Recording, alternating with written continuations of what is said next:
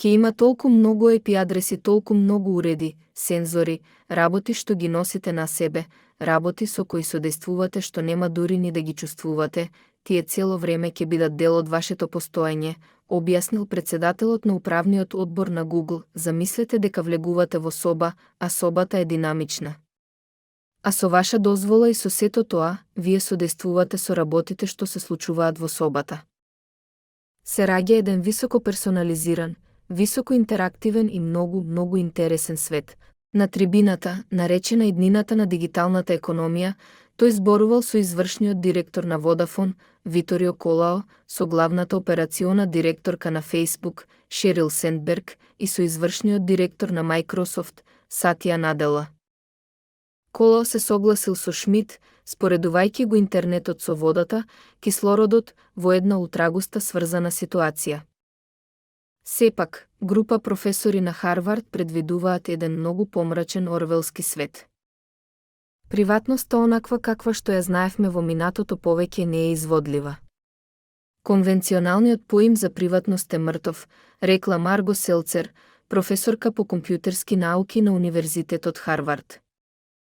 Софија Руст, генетички истражувач на Харвард, рекла: прашањето не е дали ова ќе се случи, тоа веќе се случува.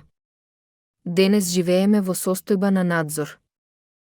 Опишувајќи еден застрашувачки свет, во кој роботи со големина на комарци летаат крадејќи примероци од ДНК на луѓето, таа рекла: ние се наоѓаме во почетокот на ерата на генетски макартизам, алудирајќи на ловот на вештерки, што се случувал за време на втората црвена паника во 1950 година во Америка, односно изнесувањето обвинувања за нелојалност, субверзивност и предавство без да се земе предвид постоењето на докази.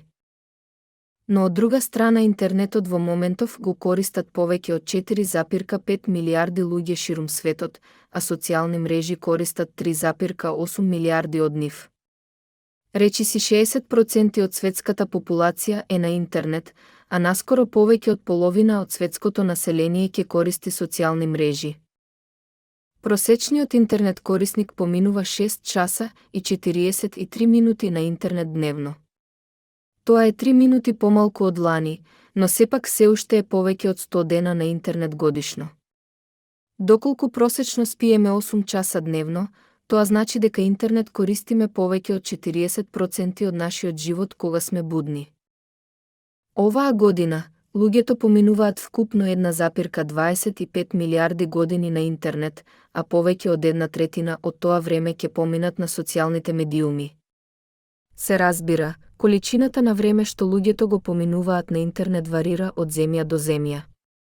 Така, филипинците сурфаат 9 часа и 45 минути на ден, а најмалку јапонците кои сурфаат во просек од 4 часа и 22 минути. Околу 3,2 милиарди луѓе се уште не користат интернет. Повеќе од 1 милиарда од овие неповрзани се од Јужна Азија, секој четврти човек без интернет пак живее во Африка. Дигиталниот јас е и родово прашање.